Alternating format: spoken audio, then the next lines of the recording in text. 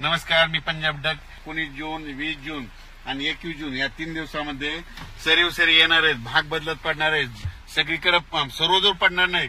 पण आज मात्र आज उद्या परवा या 3 दिवसात मात्र चांगल्या जोराच्या सरी येणार आहे. अर्ध्या घंटाचे येणार आहे, 20 मिनिटाचे येणार आहे, 10 मिनिटाचे येणार आहेत. म्हणून हा अंदाज लक्षात द्यायचा. सांगायचं झालं तर जिल्ह्यावाईज सांगतो तुम्हाला.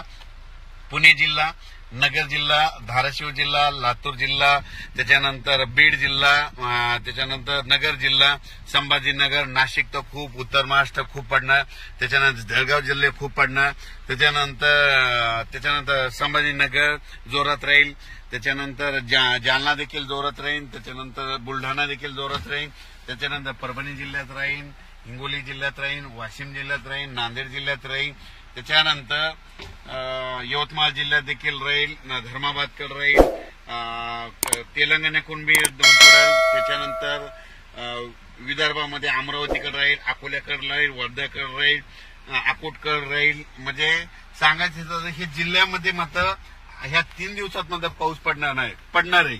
पण सगळीकडे असं तुम्ही समजा एखादा जिल्हा असत, सगळ्या संपूर्ण जिल्ह्यात नाही पडणार.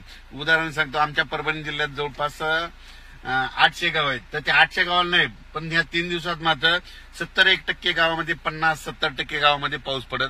म्हणून हे लक्षात येतं. म्हणजे काय झालं, अंदाज सांगत असं नाही, म्हणजे अंदाज जे सांगितलेला तो जिल्ह्याचा अंदाज दिलेला असतो. म्हणून सर्वांनी समजून घ्यावे.